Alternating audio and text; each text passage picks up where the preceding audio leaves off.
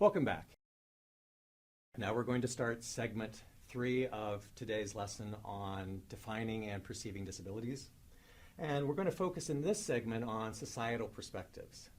But before we get into any of the meat of this, what I would like you to do, much like at the beginning of this lesson, I'd like you to pause for just a moment and write down, think about, reflect for a moment. What does your culture or what were your experiences with your family? How were people with disabilities described? What was the rationale for why a person might have a disability or not? Was there any sense of that? So just take a moment, if you would, and reflect on that question. We won't review that in any detail as far as one group versus another, because certainly there are differences among men versus women, certain races versus others, socioeconomic classes versus others. But we also know that there's a lot of variability for how people look at and think about disability. We will, however, as we move forward with this, present 3 models of talking about disability. What's considered the moral model, the medical model, and the social model. And we'll hit up each of those in a few moments. When we think about disability in the US particularly, there's a strong emphasis on the visible aspect of it, that as a society, we're fine with looking at somebody who has a visible disability, and there's much less stigma associated with them. There's much more believability with them. And so there is this sense that visible disabilities are, in fact, going to be perceived and treated differently than people with invisible disabilities. And it's the attitudes that people with invisible disabilities, as well as all, face that really, in many cases, present the biggest barriers to this overall population. What I'd like to do now is present a kind of an overall framework for how we might think about disabilities. Now, I understand that there are multiple ways that people could look at this. There are other alternatives in terms of explanation. But from our point, I have found that it's helpful to really think about it as across 3 basic kinds of models, if you will. The social construct idea, that disability is what you make of it. I can appreciate aspects of all 3 models. The moral model is the oldest, been around for a long time. There are certainly references in the Bible and other religious books that talk about disability or reference disability. It can be very helpful in many ways from the standpoint of something happens, whether you have a child with a disability, perhaps you acquire a disability, but oftentimes there's a question of, well, why me? Why did this happen? And other than the obvious, well, why not you? We still look at well, maybe there's some bigger picture, maybe there's some bigger reason to this. That's moral model thinking, if you will. Moral model thinking also can be interpreted as a test of faith, if you will, that a disability is a challenge, it's a hardship, whether it's for you as an individual or your family. And so how do you respond to this? May give you a sense of purpose, that I have this experience and therefore this is something that I want to do. Or again, the idea that it helps make sense of difficult times.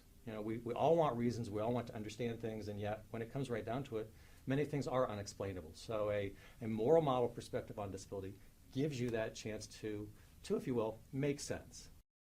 For example, approximately 10 years ago, I was just recently remarried. My wife has a son, and he's still with us, who has autism, and he lives with us. And the day after we got back from our honeymoon, I got a phone call from my mother who said, hey, by the way, your brother David, we really can't have him where he's at right now, so I'm going to take you up on your offer and have him come live with you and Lori. So from my standpoint, I've got a new wife, a new stepson who has autism, and my brother who's 2 years older than I am, who is deaf and multiply disabled, and we're all living in a rented apartment. It was a challenge. And so to get through that, was I stressed? Absolutely. Did I wish for hope or wish for some strength beyond what I might normally have? You bet. Is that moral model thinking? Absolutely. On the other hand, one of the downsides of the moral model is that there's a sense that disability is caused. It's not just a random event, but there is some reason for disability. It's a sense that perhaps it's due to a moral lapse, or it's due to some divine retribution, that somehow you or a family member did something that deserves punishment. And so disability is often equated with something negative, something wrong, something bad, if you will.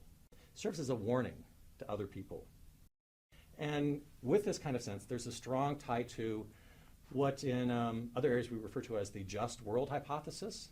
And the just world hypothesis is the idea that you get what you deserve. So good things happen to good people, bad things happen to bad people.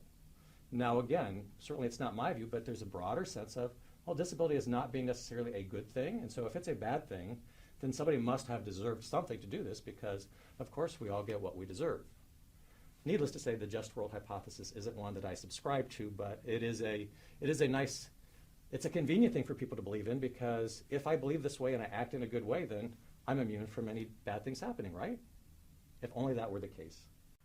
So again, want to share some guest perspectives on this, some guest speaker perspectives on the idea that is it really a just world? Do people get what they deserve? How does this moral model kind of approach work? So we're going to talk about that and let them share their perspectives. A gentleman came up to me in a department store, and this was a white gentleman. I didn't have time to swing back and hit. Not that that's a second nature, but he came up to me, and I'm standing in line with my goods, and he said, "You're in that chair because you don't believe in God." And I turned up and looked. My first reaction would have been like that, but but this guy just came out of nowhere. Also, in some churches, there's been an experience where as soon as you come in, you know, the first thought of some people, this is not indicative of all African American churches, it's, you know, that you need to be healed, you know, and that they have the power to lay hands, you know, hallelujah, lay hands on you for you to be healed. And that's not your thought, but that's the thought of others.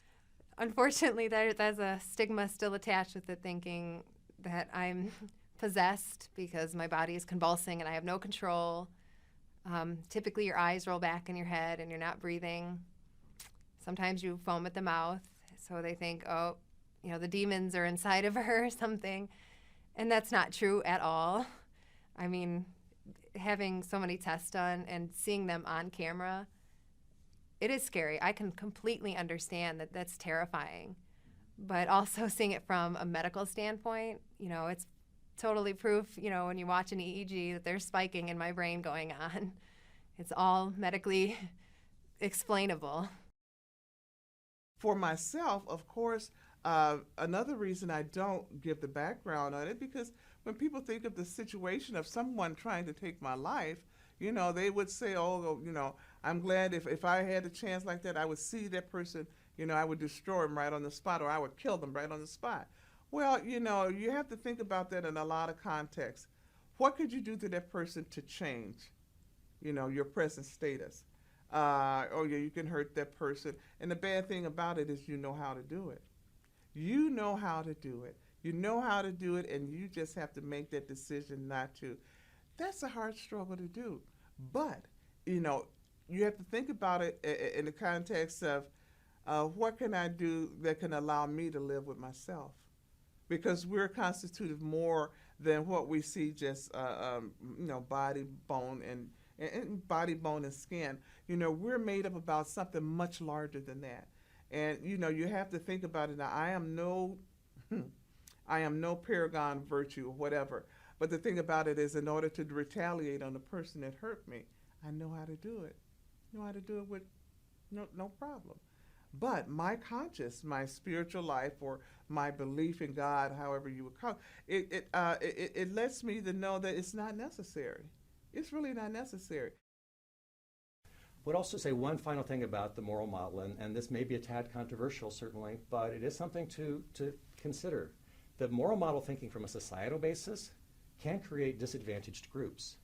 Think about, certainly I'm of an age where the AIDS crisis was just coming out in the mid-'80s, and the thought was, at that time certainly, that, oh, it's a disease that has been brought to us by gay men, and if you look back at the records, the initial overall response to how we dealt with AIDS was pretty slow, right?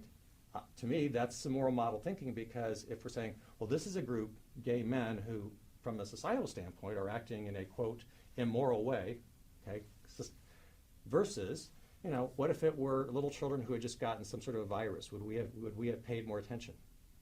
Or as another way of thinking about how this kind of thinking may create disadvantaged groups, think about needle exchange programs, all right? Now, we certainly, and I do not support in any way, shape, or form, intravenous drug use recreationally, but we do know that there are people who engage in that behavior. And there are certainly data out there that would say if you use clean needles, the risk of infection is significantly lower. So from a public health standpoint, we know that this is something that is beneficial. On the other hand, from a public societal standpoint, there's no support for that concept because, again, people are acting in what would be considered immoral ways, and so why should they have any support? So as we summarize this particular segment, we really focused on the moral model of disability. And as I mentioned, it's the oldest. It has a number of both positive and some negative features to it.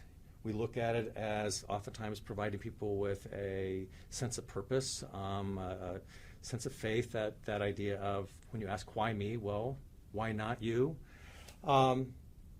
We also, from a somewhat of a negative standpoint, within the moral model, there's a tendency to equate disability with something bad, something evil, something wrong, so that there's a sense that disability is caused, so that it might be retribution for sin, a test for the hereafter. But there is that sense that disability is caused, and if we look at it from that standpoint, as we just mentioned, then there are certainly opportunities for groups to be disadvantaged because as a society, we make judgments about people who may engage in certain types of what would be considered immoral behavior or are just associated with that. So that's what I want to end up with in this segment. And as we move to the next segment, we're going to talk more specifically about the medical model.